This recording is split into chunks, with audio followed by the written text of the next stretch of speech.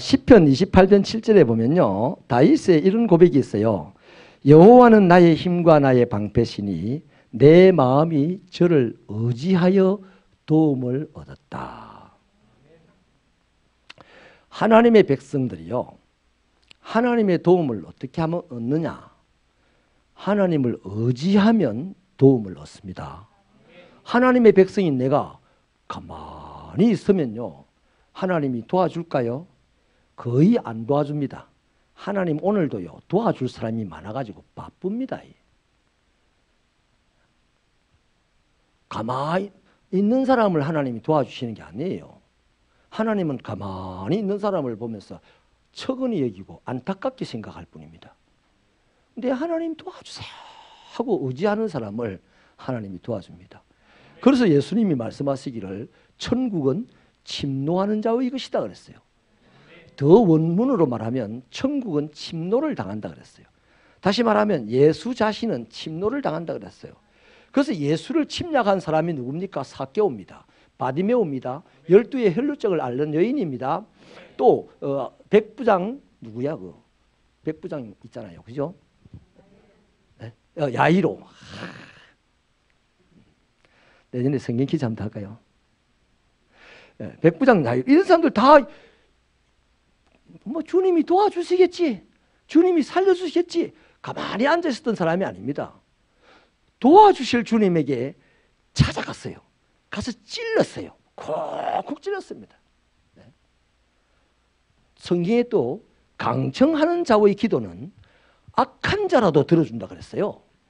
그러니 선하신 하나님은 강청하면 더더욱 잘 들어주지 않겠어요. 그러니까요, 다윗의 이 말은요, 우리에게 기가 막힌 해답을 줍니다. 우리가 어려움을 당할 때 정말로 기막힌 해답입니다. 내가 여호와를 의지하였은즉 하나님이 나를 도우셨다.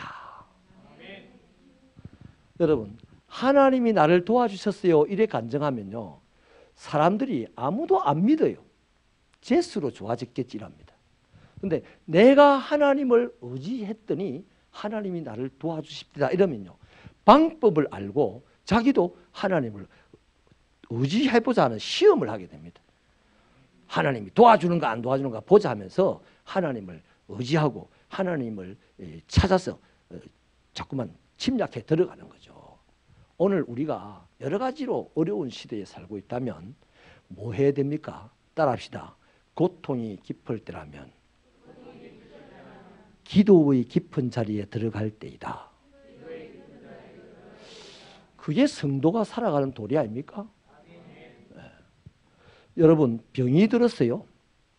병이 들었다면 보통 건강한 사람보다도 죽음을 좀 더 가깝게 생각하겠죠. 그렇지 않습니까? 그러면 내가 죽으면 누구를 만나죠? 하나님을 만나잖아요. 그러니까 아직 살아있는 동안에 가장 먼저 하나님을 만날 수 있는 사람이 누구예요? 병든 사람입니다. 그래서 내가 어차피 죽으면 하나님을 만날 거, 죽기 전에 하나님을 만나자는 것이 바로 병든 사람이 기도해야 될 이유입니다. 또 그 병든 사람을 위해서 의인들은 기도해 줘야 되죠. 있는 중보해 줘야 되죠. 그 의인의 강구는 역사는 힘이 크다 했으니까. 여러분, 가난해서 힘들고요, 병들어서 힘들고, 인간관계가 깨어져서 힘들고, 이런 거요, 재물을 잃어버려서 힘들고, 이런 것들요, 세상에서 해결할 방법이 절대로 없습니다. 단 한 가지도 없어요. 요즘 저는 제일 기가 막힌 것이요, 현기환이라고 하는, 현기환인가 하는 그 박근혜 대통령 정무수석했던 사람이 있습니다. 얼마 전까지. 그 사람 진짜 막 서슬푸른 권력을 휘둘렀던 사람이에요. 그런데 정무수석이 끝나고 난 다음에 뇌물죄에 걸려가지고 이제 교도소 갈 형편이 되니까 구치소에서 자기 손목을 잘라가지고 자해를 합니다. 네. 참 진짜 죽고 싶어서 그랬을까요? 조금이라도 자기를 만회해 보려고, 누군가에게 동정을 얻어보려고 그런 짓 아니었어요. 그 얼른 구치소 그 직원이 데리고 병원 가서 잘 꺼매줬답니다. 여러분, 참 우리 보통 이거 보면 뭐랍니까? 경상도 말로 쭈글스럽다잖아요. 민망하고 창피한 일입니다. 그냥 잘못했으면 권력을 내가 잘못해들어서 죄송합니다 하고 그냥 죄값을 치르고 나오면 될 텐데 그거 부끄럽다고 웃기는 거예요. 여러분, 다윗이요 정말 아무것도 아닌 사람이었는데 이스라엘의 왕이 될 정도로 위대하게 됐어요. 누가 그 사람이 왕이 될 거라고 생각했습니까? 하나님만 그 사람이 왕이 될 거라고 생각했어요.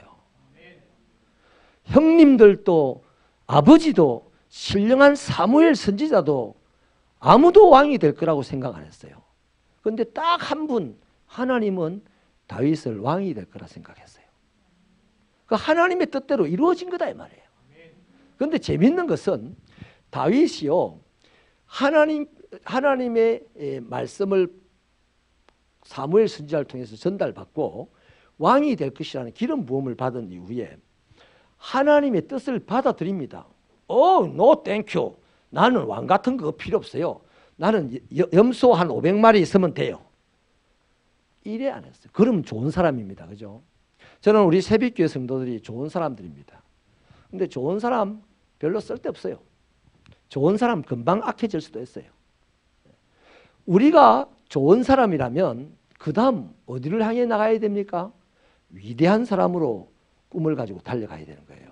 왜냐하면 우리 하나님은 좋은 하나님이시지만 하나님의 그 결론점에 도달한 사람들이 고백하기를 좋으신 하나님이라 안 했어요. 위대하신 하나님이라 했어요. 광대하신 하나님이라 했어요. 그 하나님을 그냥 좋으신 하나님으로 끝내버리면 큰일 납니다. 세상에요 석가도 좋은 사람이에요. 그렇지 않습니까? 공자도 참 좋은 사람이에요. 소크라테스 정말 좋은 사람입니다. 그런데 위대하지 않습니다. 하나님은 좋다는 거 가지고요 설명할 수가 없어요. 위대하신 겁니다. 유일무이하게 위대하신 거예요. 그 하나님의 자녀라면 우리도 좋은 사람, 이제 예수 믿고 좋은 사람, 천국 갈 정도의 좋은 사람 됐다는 것으로 만족하지 마시고 다른 사람을 천국으로 데리고 갈 정도로 위대한 사람이 되어야 되는 거예요. 아멘입니까? 그걸 갖다가 인생이 출세했다. 그걸 갖다가 인생이 꽃을 피웠다 하는 겁니다. 좋은 사람이 보고 좋은 사람을 보고 출세했다, 꽃 피웠다 이런 게 아닌 거예요. 위대한 사람을 보고 출세했다, 꽃 피웠다.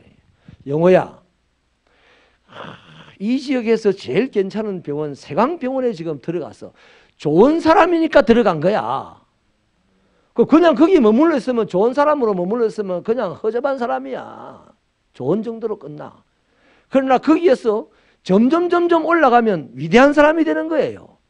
그러니까 이제는 위대함을 목표로 가시기 바랍니다. 할렐루야. 시내야. 시내가 여기서 기타 연주를 하고 청년인데도 벌써 권사포스를 풍기고 이러면요 좋은 사람이에요. 이제 많은 청년들을 제압할 수 있고 찬양으로 멘트로 많은 청년들을 그리스도로 끌고 올 수 있는 그 사람은 위대한 청년이야. 민재야, 위대한 청년이 되기를 바랍니다. 민재가 좋다고요. 제 아는 장로님이요. 소 잡아 파는 이 장로님 일주일에 2번 정도는 저한테 전화를 합니다. 목사님, 아이고 장로님 바쁘신데 어쩐 일이십니까? 할 말도 없어요. 왜 그랬어요? 민재가 좋아요. 민재 좋다고 일주일에 2번씩이나 전화. 그래서 어디가 좋습니까? 이러니까 착해요. 아무것도 신경 안 쓰고 맡겨놓고 자기가 볼 일을 보러 가도 괜찮대요. 그래 장로님 그랬습니다. 민재 보고 제가 소 뒷다리 하나 빼돌려가지고 우리 집에 갖고 오라 해도 되겠습니까? 그러니까 아이고 만들하세요. 그래 만들하세요. 벌써 민재를 믿는다는 얘기 아닙니까? 민재야 좋아가지고는 사장이 안 된다. 위대한 데를 향해 나가야 돼. 직원은 좋으니까 거기에 직원이 되는 거야. 그러나 그 직원이 사장이 되려면 위대한 데까지 나가야 돼.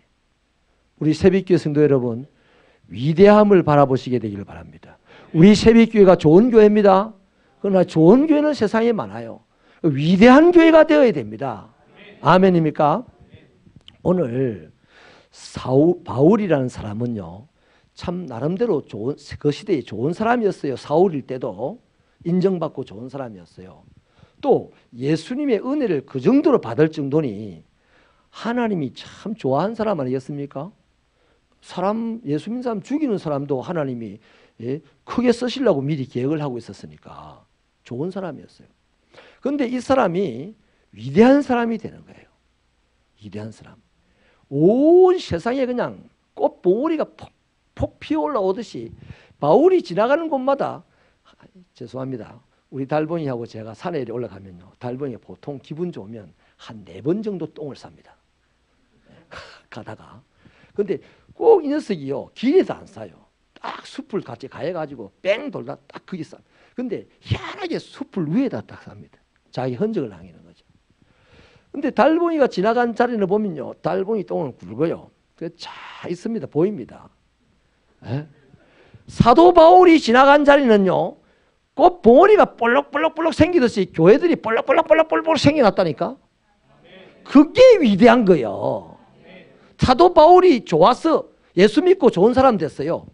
그런데 예수 믿고 좋은 사람 된 거 가지고 안 되고, 예수 믿고 좋은 사람이 되고 나니까 그 다음 막 교회를 세우는 사람이 되었는데, 가는 곳곳마다 꽃봉오리 맺히듯이 교회가 봉글봉글 솟아났단 말이에요. 유럽 전 지역에. 할렐루야. 그래서 우리는 사도 바울을 위대한 사람이라 그런 거예요. 네. 여러분, 오늘요, 사도 바울이 그 일을 하는 그 얘기인데, 어느 날요, 아시아에서 큰 환란을 당했는데, 그 환란이 얼마나 컸냐 하면 마치 사형 은도를 받은 정도로 생각이 되었다고 그래요. 그러면 오늘 잘못하면 죽겠다 하는 정도의 환란을 받았다는 거예요. 근데 그게 내용이 뭐냐면 사도행전 19장의 내용입니다. 사도 바울이 에베소라는 곳에 들어가 가지고 두란노 서원에서 3년간 말씀 사역을 하는데요. 그때에 그 말씀이 좋으니까 유대인들도 있고 뭐 유대인 돌아다니는 마술사들도 있고 에베소인들도 있는데, 사람들이 그 말씀이 좋아가지고 예수를 믿는 사람이 됐어요. 그런데 예수를 믿는 나름 좋은 사람이 됐단 말이에요. 근데 이게 예수를 믿고 난 다음에 이 사람들이 나도 예수 믿는다, 너도 예수 믿는다 막 이렇게 돌아다니면서 사도 바울의 손수건만 누구에 갖다 붙여도 막 사람이 막 귀신이 떠나가고 질병이 낫고 이러니까, 이런 어줍지 않은 사람들도 돌아다니면서 아픈 사람, 귀신 들린 사람을 보고 한 유대인이 그럽니다. 내가 바울 사도와 나사렛 예수의 이름으로 명하노니 더러운 귀신아 떠나가라 이랬는데, 그 귀신 들린 사람, 그 안에 귀신이요, 뭐라고 하냐면, 아이고 놀고 자빠졌네, 내가 예수도 알고 바울도 알지만 니는 어떤 놈이냐 하면서 확 올라타가지고 넘가가지고 세상 우사를 다시게 버렸어요. 그 사람도 예수를 믿는데, 예수를 믿는다고 우쭐거리면서 사도 바울의 흉내를 냈는데, 귀신이 용케도 알아가지고 웃기지 마라 이랬단 말이에요. 그래서 어줍지 않게 예수 믿는 사람들이 모두 다 두려움에 빠져버렸습니다. 너무 두려워가지고 이제 예수를 철저하게 믿었어요. 예수를 철저하게 믿고 이제 막 두려움으로 예수님을 섬기고 이렇게 되니까요, 어떤 역사가 일어나니까 이 에베소 전체가 우리말로 휘떡 뒤집어진 거예요. 이렇게 뒤집어졌습니다. 한 마술사가 마술에 관련된 책들을 모조리 모아가지고 다 불살라 버렸어요. 이제 예수를 바로 믿겠다고. 그 책값이 은 5만이래. 은 5만. 어마어마한 돈이 이제 날아가 버려, 불에 날아가 버린 거예요. 그걸 보니까요, 데메드리오라고 하는 은장색, 이 에베소에는 세계 7대 불가사의 중에 하나인 아데미 신전이라는 것이 있습니다. 그 아데미 신전을 중심으로 섬기는 이 은 우상들이 있어요. 그 어떤 사람이 요만한 인형을 들고 다니기도 하고, 뭐 어떤 사람 큰 인형을 우상을 만들어서 신전에 갖다 놓기도 하고, 자기 집에도.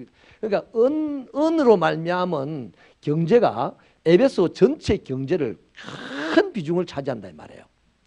그런데 이제 다 철저하게 예수 믿는 사람들이 많으니까 이게 은장사가 안 되는 겁니다. 그 은장사가 안 되니까 이 데메드리오를 제일 최고되는 데메드리오로부터 시작해가지고 그 관련된 직종에 있는 모든 사람들이 이제 못 살게 됐어요. 그래서 열받아가지고 소동을 일으켜서 이 바울 일행들을 확 잡아가지고 이제 광장으로 끌고 가는 겁니다. 그래서 죽일 듯이 한 거단 말이에요. 그때 다행히 그 관리가 이러면 안 된다. 이 사람들이 아데미를 욕한 적도 없으니까 이렇게 함부로 사람을 죽이면 안 되고, 왜냐하면 그렇게 소동이 일어나서 함부로 사람을 죽이면요, 아테네도 아시아 지역이거든, 에베소도 아시아 지역이거든요. 로마가 가만히 안 있습니다. 로마가 그 에베소를 그냥 초토화시켜 버리는 거예요. 로마가 제일 싫어하는 게 소동이 일어나는 겁니다. 소동만 일어났다면 로마 군대가 가지고 싹 쓸어버리는 거예요. 뭐 반역을 하고 이것도 상관없어요. 그러니까 이 관리가 로마가 이런 식으로 우리를 초토화시킬 수 있으니까 이러면 안 된다는 거죠. 그래서 다행히 바울의 일행들이 풀려나게 되는 거예요. 그때 그 환란을 오늘 우리 이 말씀 고린도서 1장 8절 10절의 말씀, 바로 그때 그 환란이라는 거예요. 그때 그 잠깐의 그 환란이 우리가 사형을 당할 정도로 생각될 정도로 컸다는 거예요. 그런데 이 바울이 뭐라고 합니까? 우리가 왜 그러한 시련을 당하였느냐?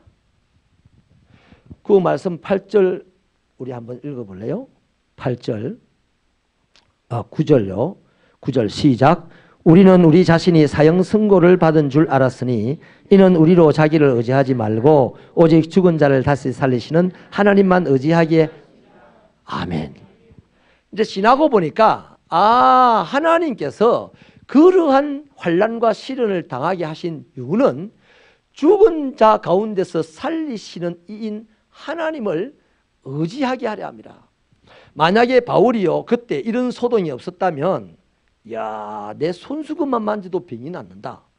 그러면 이제 또 이단의 교주처럼 폼 잡을 수도 있지 않겠어요? 손수건 흔들면서 5억, 3억 이러지 않겠습니까? 그럴 가능성도 있지 않겠어요? 그래서 바울이 그걸 탁 깨닫는 거죠. 그때 그 말씀 운동이 완성하게 일어나가지고 에베소가 멋있게 변할 그때 왜 쓸데없는 기대하지 않는 시련을 당하게 됐느냐, 환난이 찾아왔느냐? 그것은 바로 그러한 좋은 일로 말미암아서도 하나님을 의지하지 않을 수 있다는 겁니다. 그러니까 우리가요 좋을 때 조심해야 됩니다. 좋을 때 하나님을 의지하지 않는데 교만해진다고요. 그래서 우리는 철저하게 준비를 해야 돼요. 우리가 우리 자신을 훈련시켜야 되는 거예요. 그런 데서. 근데 정말 경험 안 하면요 이거 훈련이 안 되는 거예요. 그래서 경험을 많이 한 사람들이 뭐라고 합니까? 내가 고난당한 것이 유익이라. 그 고난음으로 말미암아 내가 온전케 된다고 하잖아요.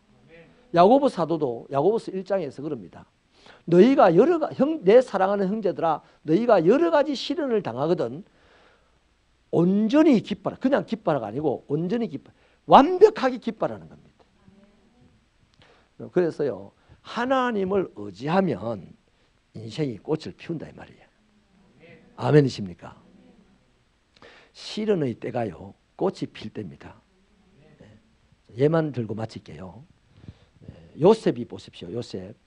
요셉이 채색 옷을 입고요 아버지에게 사랑을 받고 하나님의 말씀을 많이 묵상하고, 그래서 그 말씀을 가지고 자기의 비전을 삼고, 그래 딱 사람들 앞에 담대하게 형제들 앞에 말할 때 어찌 보면 멋있지 않습니까?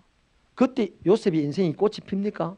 안 피잖아요. 오히려 형제들에게 미움을 받아가지고 노예로 팔려갔어요. 그 노예로 팔려가가지고 또 미움을 받고 모함을 받아가지고 감옥에 들어갑니다. 요셉의 인생이 꽃을 피우는 것은요 그 감옥에서 꽃을 피운 거예요.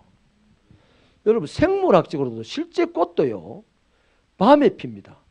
햇빛이 있을 때 아무리 찾아보세요. 꽃잎이 피어나는 게 있는가? 꽃잎은 밤에 하나씩 이렇게 피어나는 거예요. 그 낮에 사람들이 야 꽃이 만발했네 이러는 거예요. 우리 인생도 마찬가지예요.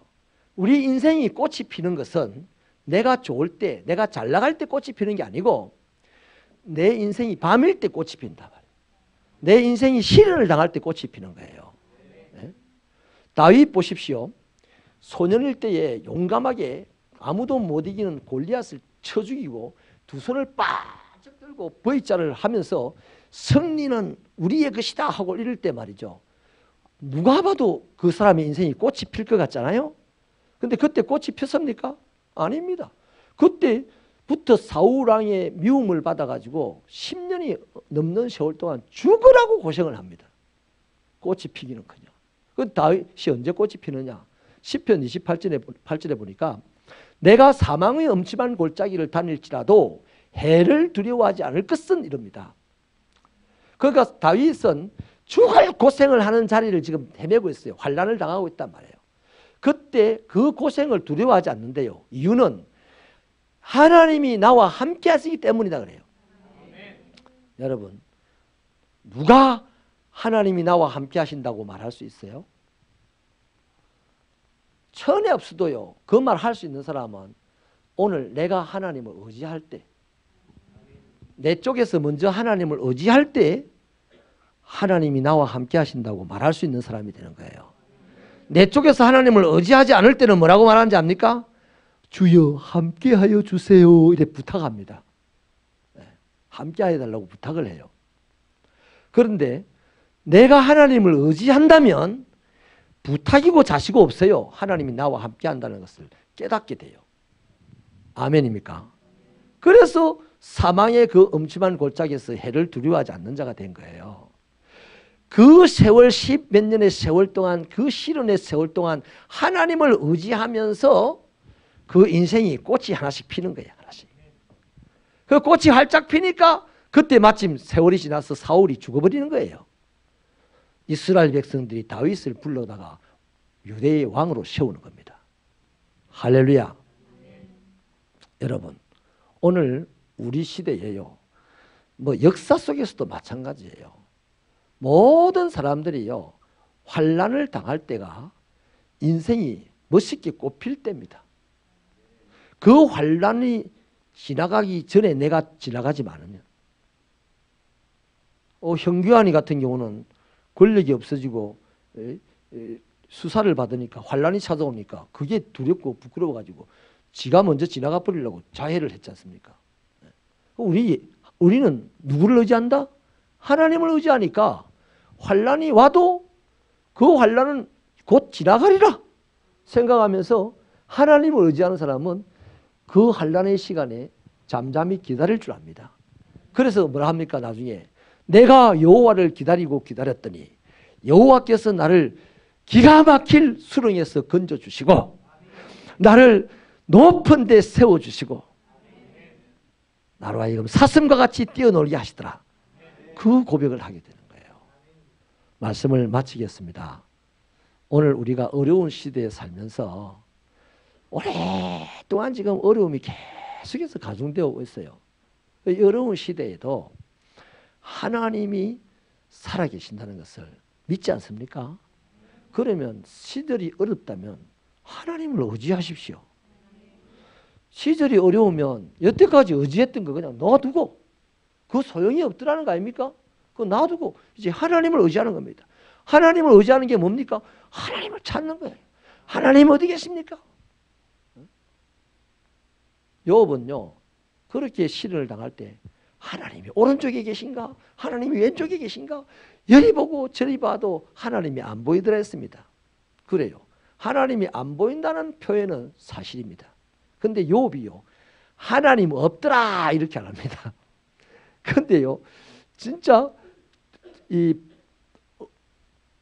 좀 믿음이 분명하지 못한 사람은요 하나님 몇 번 찾아보고 지가 말하기를 하나님 없더라 이래 봅니다. 하나님 계신데 지가 못 본 거예요. 근데 욥은요 계속해서 찾아봤는데 하나님이 안 보이는 거예요. 그런데 계속 찾던 그 노력 속에 하나님이 무슨 은혜를 주시냐면 하나님을 깨닫는 은혜를 주셨어요. 그래서 우리 내년에 주제가 될 텐데 오직 그가 나의 가는 길을 아신다. 나는 이 시련을 내가 죽을 자리로 생각하지 않고 내가 훈련받는 자리로 생각한다. 이걸 깨닫게 됩니다. 그 하나님 깨닫게 해주신 거란 말이에요. 그리고는 나는 이 시련이 지나가면 순금처럼 나갈 것이다. 그 욥은 순금처럼 인생이 서잖아요. 꽃을 피우잖아요.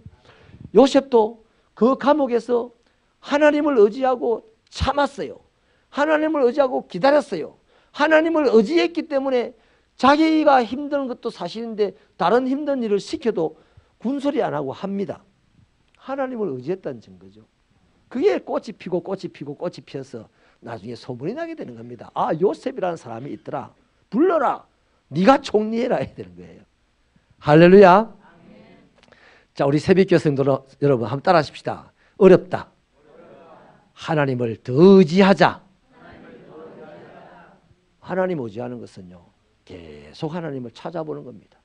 말씀으로 찾아보고 기도로 찾아보고 그러면 우리는요, 하나님을 비록 만나지 못할지라도 하나님의 신령함을, 하나님의 신비한 능력을 우리가 경험하게 되고 그것으로 세상을 이기는 자가 될 줄로 믿습니다. 우리 새벽교회 꽃이 활짝 피어나는 시대가 되기를 바랍니다. 우리 성도들의 인생의 꽃이 활짝 피어나는 시대가 되기를 주님의 이름으로 축원합니다. 기도하시겠습니다.